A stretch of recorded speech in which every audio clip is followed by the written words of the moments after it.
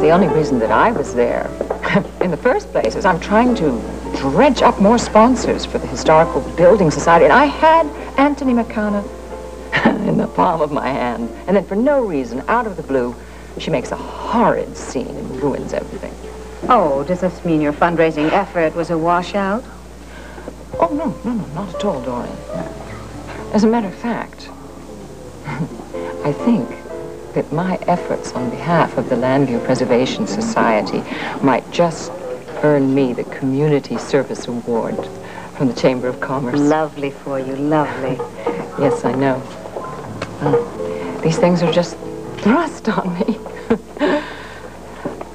The letters I get, Dorian, they embarrass me, really. I can imagine. I'm so sorry that you chose tonight to come to Wildlife. I mean, I hope it didn't upset you too much. Oh, it's all in a night's work. You know, I read your reviews all the time. It's the only reason why I read, The Philadelphia Nightlife. Yes, of course. My escort that I'm with this evening, Brad Vernon, well, he owns the Vernon Inn, probably know, and, well, that's where I see your publication. Yes, it's usually found on top of the TV set, just under the room service menu. You know, you really should write for the New York Times or the London Times. Your talent's being wasted here, it really is.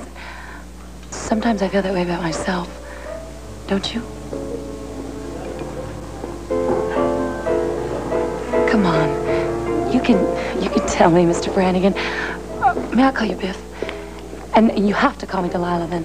But please, you can tell me. I'm going to read it tomorrow anyway. No, you read it on Saturday, and I'm afraid you'll have to wait until then. I never discuss a review prior to publication. Why is that? You don't think I tried to influence you, do you? I mean, I'm just a performer trying to make it in this world. And it isn't easy without a good agent or a manager. And it isn't as if I have anything to offer you in exchange for a rave review. I mean, I'm just Delila. So I see. Well, Mrs. Buchanan, it's been very nice talking to you, but I really have to be going. I bet you'd like it. I know you would. I know a lot of really wonderful night spots in and around Landview, and, well, I'd love to show them to you. Really? Yes. Yes, I really would. I'd like to show them to you one by one. And restaurants, too. I mean, I know this wonderful restaurant. I bet you don't even know that. It's about 15 miles outside of the city. And the authentic Cajun food. It's really very sweet of you, but I really have to be going. No, but it would be my pleasure, really. I mean, to be with an expert like yourself who's so knowledgeable in fine cuisine. Now, I won't take no for an answer. So when can we go to Arturo's? My wife doesn't like spicy foods, and neither do the kids. And I'm afraid Arturo's was closed by the health department 3 weeks ago. Good night, Mrs. Buchanan.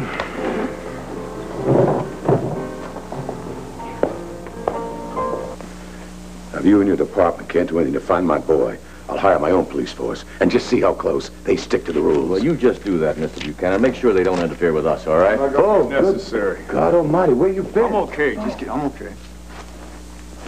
Boy, you look like you really got roughed up. What happened, Bo? Well, I got a present for you, Ed. Where'd you get this? Got it from a fella named Hawk. He called me at this phone booth, told me to meet him in a warehouse, and then they showed up with that thing.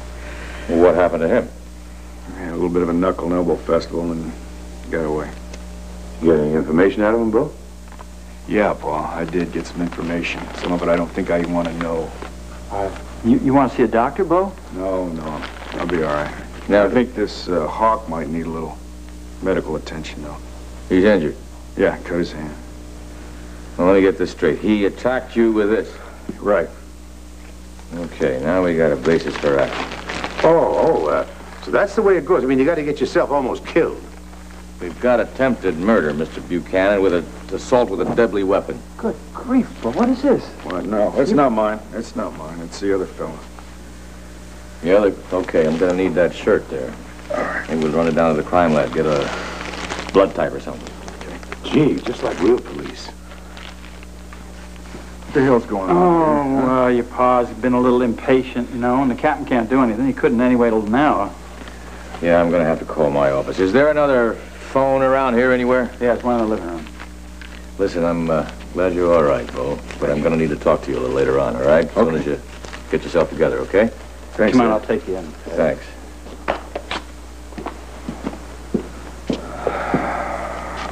What's wrong with you, Bo? Paul, you and me are going to have ourselves a little talk. Yeah, I'd like that. I'll tell you why. I'm getting some real bad vibes from you. Yeah, well, we'll talk about it tomorrow because I want my wits about me and I like my strength back before we have this particular conversation.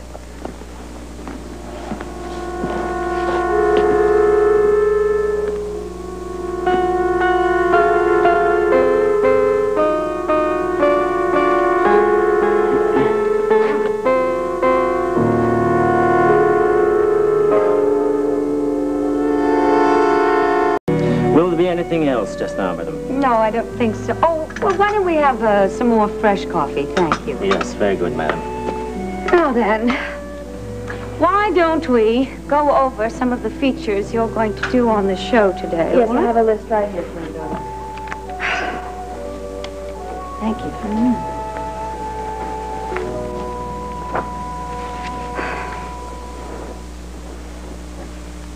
you. Jenny Jansen's name is not on here. Well, that's because she's not doing an interview. What, didn't you call her last night like I asked you to? I did exactly as you asked me to, Dorian. She's refusing to do the interview. It doesn't matter. We have a whole lot of other things. We have that segment on safe jogging already taped. Obviously, she's not the responsible person the whole world thinks that she is. Did she give you an excuse? Yeah, she's going away for a few days. Oh. How inconsiderate of her and how inconvenient for us. I tell you what, this piece that you're doing on joggers, why don't you hold it until Friday? Because as I recall, the point of it was that people tend to overdo on the weekends. Yes, that's exactly it. I'm really impressed with the interest you're taking in the station these days, Dorian. Yes, well, when all else fails, I can always fling myself into my work, Well, it's just as well that Jenny's not appearing. A pediatrics nurse is hardly riveting television, is it? Oh, well, speaking of riveting television, I came up with some other ideas for health spots. I don't know, maybe we can get some ratings with those. Point or two. Oh, that looks like fun. Frolic or frostbite? Catchy title, yes. Actually, what it is just telling parents to be careful when they let their children go outdoors, to ice skate or toboggan or what have you, and to take the necessary precautions.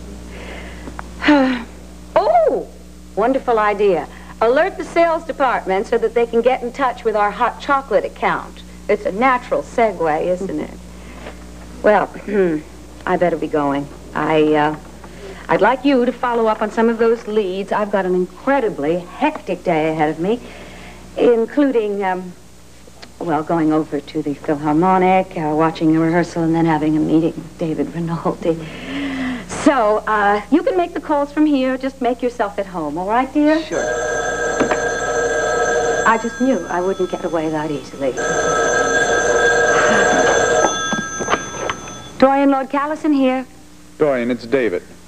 Oh, yes, David. Now, our meeting's at 3 o'clock, isn't it? Because I can't make it a moment sooner. Well, that's why I'm calling. What? No, please. You cannot make it any earlier. I've overbooked myself as it is. I'm afraid I'm going to have to cancel altogether. Cancel? David, you cannot possibly cancel. I mean, have you forgotten? Walter Parkington, who's one of our largest donors, is coming to the rehearsal. Can't you head him off? Of course I can't head him off. Well, then I'm afraid Mr. Parkington is going to have to watch my assistant rehearse the orchestra because I will not be there. David, this is unforgivable. I mean, one of the special perks that our donors expect is to be able to come to a rehearsal and watch the great maestro Rinaldi in action. Come on, you owe it to this man. I have made other plans. David, what... what are these other plans? That's none of your business. I'm going away. I need a couple of days off. I am taking them. This is a very cavalier attitude for the conductor of the Landview Philharmonic to take. Do you imagine that conductors need less rest than the rest of society? At any rate, I'm going. Where precisely are you going to? Dorian, that's precisely none of your business.